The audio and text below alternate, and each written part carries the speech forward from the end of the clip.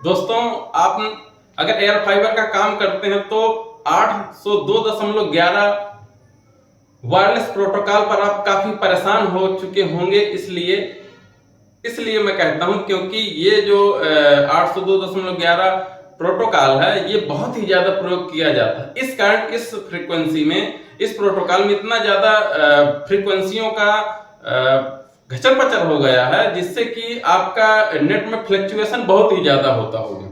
तो इससे बचने के लिए अगर आप माइक्रोटिक डिवाइस के यूजर हैं, तो एक बहुत ही बेहतरीन सर्विस है NV2 प्रोटोकॉल। आप उसका इस्तेमाल करके आप जो फ्रीक्वेंसियों का आपस में इंटरफेरेंस होता है, इनसे आप आसानी से पीछा छुड़ा सकते हैं और कस्टमर को एक रिलायबल इंटरनेट दे सकते हैं। जी हाँ दोस्तों, इस प्रोटोकॉल में एक भी फ्लक्चुएशन नहीं होता।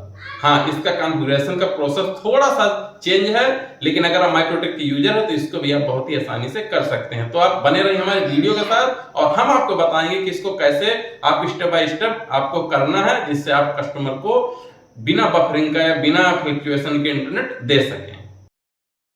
तो दोस्तों, हम आ गए हैं कंप्यूटर पर और अब आपको खोलना है विनबॉक्स। और जी हाँ, आप अपनी डिवाइस को कर लीजिए कनेक्ट। जैसे हमने अपना ये डिवाइस माइक्रोटेक का SQ Lite 5 कनेक्ट कर लिया है, तो इसको करेंगे कनेक्ट। और सबसे पहले मैं इसको रिसेट किए दे रहा हूँ, जिससे इसकी पुरानी जितनी भी सेटिंग है ये सब हट जाए। तो हम जाएंगे रिसेट पर और करेंगे रिसेट। ये 1 से 1.5 मिनट रिसेट होने में लगता है और ये जल्द ही रिसेट हो जाएगी आपकी डिवाइस।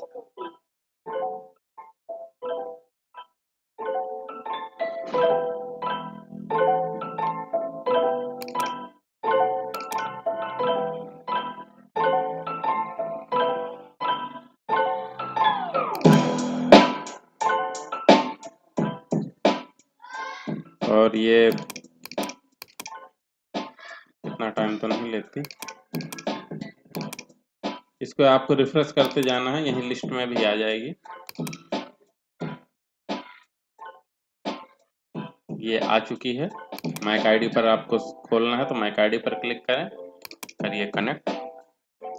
और यहाँ पर ये जो पहला डायलॉग बॉक्स खुलता है, इसको आपको जो पुरानी सेटिंग ये कह रहा है, तो इसको कर देना है रिमूव। ठीक है, ये पुरानी सेटिंग सभी को रिमूव कर देगा। अब इसकी पुरानी पूरी सेटिंग रिमूव हो चुकी है और ये एकदम नए जैसी डिवाइस हो चुकी है। तो इसमें सबसे पहले, जैसे कि हमने बताया था कि आपको इसमें हम NV2 प्रोटोकॉल के बारे में बताएंगे, तो इसके लिए सबसे पहले मैं इसको AP मोड में सेट करूंगा और इसके बाद इसको मैं स्टेशन मोड पर सेट करूंगा। तो AP मोड के लिए आपको सबसे पहले जाना है वायरलेस पर, और यहाँ पर आप जाएं वायरलेस इंटरफेस पर। सबसे पहले यहाँ पर अगर ये इनेबल है तो ठीक है, अगर कभी कभी ये डिसेबल होता है, ऐसे होता है, तो इसको आप टिक करके इसको सही के निशान में क्लिक कर देंगे तो ये इनेबल हो जाएगा। और इस पर आप करिए डबल क्लिक, तो एक डायलॉग बॉक्स खुलेगा। तो इसकी सेटिंग है बहुत ही सिंपल। एक बार आप अगर समझ लेंगे तो आसानी से आप पूरी सेटिंग भविष्य में भी आप कर सकते हैं। तो इसके लिए आप देखिए, यहाँ पर है वायरलेस में मिलेगा आपको मोड यहाँ पर कई होंगे, जिसमें यहाँ पर आप अगर देखेंगे तो AP bridge mode, net stream, dual, station ऐसे करके बहुत सारे यहाँ पर ऑप्शन आते हैं। तो उनको आपको ये अलग अलग डिवाइसों में माइक्रोटेक की काम करते हैं। तो इसमें जो है, तो इसमें AP ब्रिज मोड काम नहीं करता। तो सबसे पहले इसके लिए ये काम करता है कि नहीं करता, तो मैं बता दूं कि AP bridge mode only multi point device पर ही काम करता है। इसके अलावा सिंगल डिवाइस पर, सिंगल पॉइंट डिवाइस पर सिर्फ आपका ब्रिज मोड काम करता है। तो चूंकि हमें इसको बनाना है एक्सेस पॉइंट जिससे सिग्नल फेंके, तो इसके लिए हम इसको बनाएंगे ब्रिज। तो ये हमने ब्रिज पर क्लिक कर दिया। यहाँ पर बैंड है, तो बैंड आप हमेशा इसका सेलेक्ट करें, लेटेस्ट जो है 5 GHz AN। ठीक है, ये जो A और N है ये पहले के थे, अब नहीं काम करते, तो आपको बैंड करना है। इसके बाद चैनल विड्थ, इसका मैं पहले बता चुका हूं कि जितना ज़्यादा आप चैनल विड्थ मेगाहर्ट्ज हाई रखेंगे, उतना ज़्यादा डेटा आप ट्रेवल करा पाएंगे। तो आप यहाँ पर इसको करिए 20-40 मेगाहर्ट्ज CE। फ्रीक्वेंसी आप जो रखना चाहें आप रख सकते हैं। हम फिलहाल यहाँ पर रखते हैं।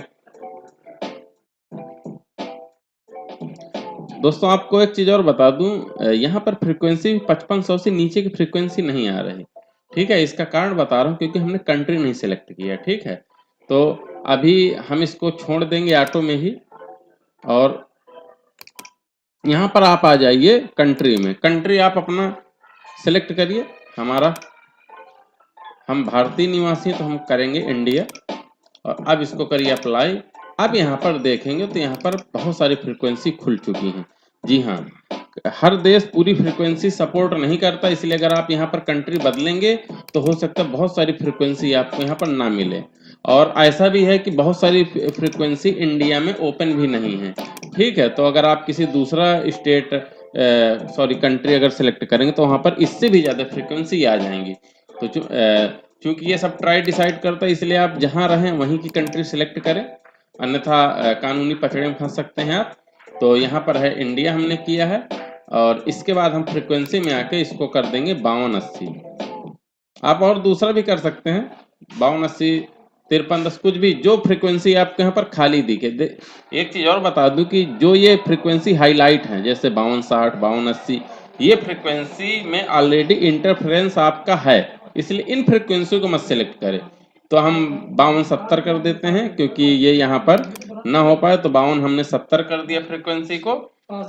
तो उसको क्या कहते हैं, हमने फ्रीक्वेंसी 5270 कर दिया है। SSID जैसे AP है तो हमने AP अंडरस्कोर, इसको हमने कर दिया, चूंकि टेस्टिंग के लिए है तो हमने टेस्ट ही डाल दिया।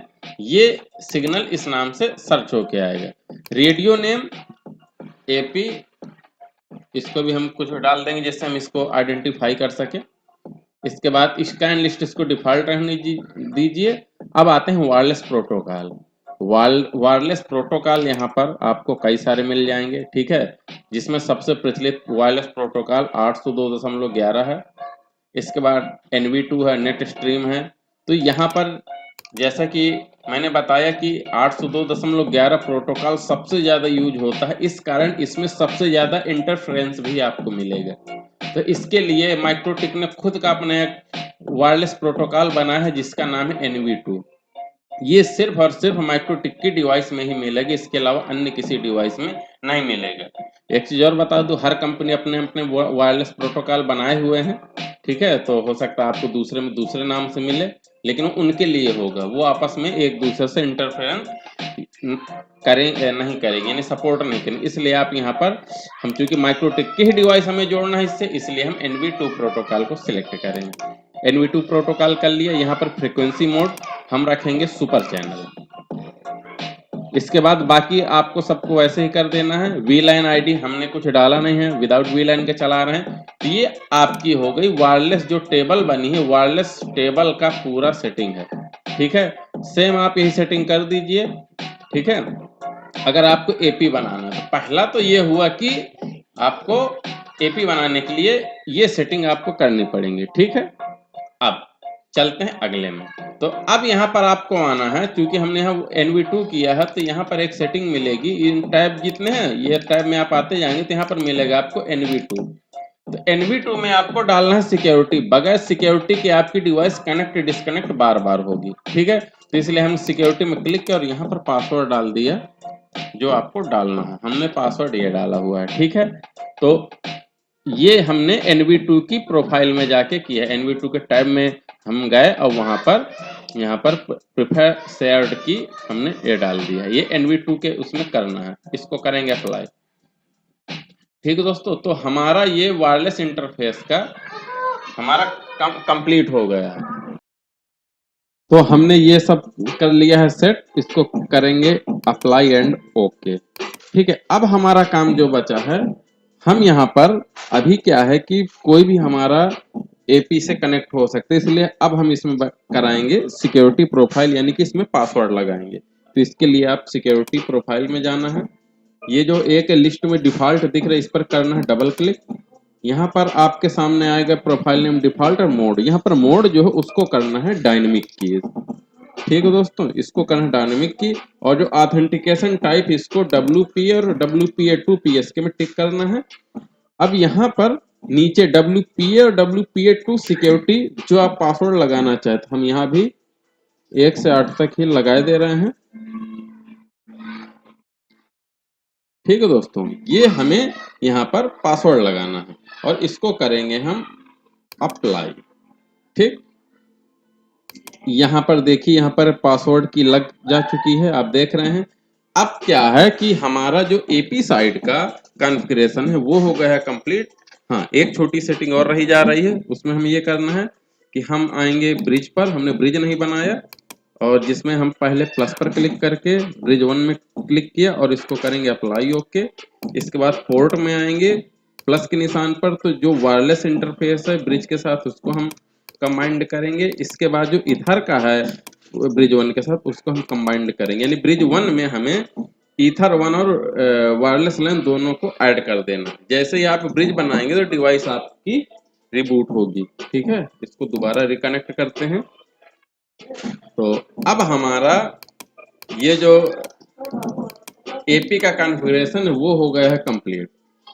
ठीक है दोस्तों, NV2 प्रोटोकॉल में अब हम आपको बताएंगे कि स्टेशन का हम सेटिंग कैसे करते हैं। तो आपको कुछ नहीं करना, जैसा कि आपको दोबारा खोलना है, मैं इसी डिवाइस में आपको बता दे रहा हूं। और यहाँ पर जो आपने वायरलेस इंटरफेस में आपने वायरलेस लाइन में डबल क्लिक करिए और आपने जो वायरलेस इंटरफेस में ब्रिज सेलेक्ट किया है, अगली बार आप जब स्टेशन साइड या क्लाइंट साइड होंगे तो वहां पर आपको ब्रिज के जगह स्टेशन ब्रिज सेलेक्ट करना। जैसे ही आप स्टेशन ब्रिज सेलेक्ट करेंगे तो यहाँ पर बहुत सारे ऑप्शन कम हो जाएंगे। ठीक है, तो स्टेशन ब्रिज सेलेक्ट करिए, बैंड आप सेम रहने दीजिए, चैनल विड्थ भी सेम रहने दीजिए। जो आपने पिछले वाले में फ्रीक्वेंसी डाली हो या तो वो फ्रीक्वेंसी डायरेक्ट डाल दीजिए या फिर इस लिस्ट से इसको कर दीजिए ऑटो पर क्लिक, तो ऑटोमेटिक फ्रीक्वेंसी उठा लेगा। ठीक है, इतना आप करने के बाद आप जाइए स्कैनर पर। ठीक है, इसको कर दीजिए अप्लाई ओके, और अब ऐसे डबल क्लिक करिए, ये है स्कैनर, इस पर करेंगे डबल क्लिक, सिंगल क्लिक, और इसको आप जैसे स्टार्ट करेंगे तो ये उस इलाके के पूरे सिग्नल आपको स्कैन करके यहाँ पर लिस्ट में देने लगेगी। जैसे आपके सामने काफी सारे सिग्नल आ चुके हैं। अब हमने चूंकि उसी डिवाइस में आपको समझाने के लिए स्टेशन बनाया है, अगर वो होता जो हमने अभी पहले एपी मोड में बनाया है तो वैसे उसका नाम भी यहाँ पर लिस्ट में शो हो जाता। तो जो आपको यहाँ पर सही लगे, ठीक है, जैसे कि अब हमने एक ये जो हमारा सेक्टर हम इसको ही बनाया है तो हम इसी को आपको बता दे रहे हैं। तो मान के चलिए ये सिग्नल होता, ठीक है, तो इसको हम करते हैं सेलेक्ट और करते कनेक्ट पर क्लिक। जैसे कनेक्ट पर क्लिक करते तो यहाँ पर ये चीजें आ जाती है और उसके हिसाब से ऑटोमेटिक यहाँ पर फ्रीक्वेंसी भी सिलेक्ट हो जाती। ठीक है, और देखिए हमारी डिवाइस कनेक्ट हो चुकी है। ठीक है, आपने देखा होगा। ठीक है, ये देखिए कनेक्टेड टू ESS, यानी हमारी डिवाइस कनेक्ट हो चुकी है। अप्लाई ओके, और इसको देखने के लिए कनेक्ट है कि नहीं, आप रजिस्ट्रेशन में आएंगे तो यहाँ पर डिवाइस दिख जाएगी आपको कि कनेक्ट है कि नहीं।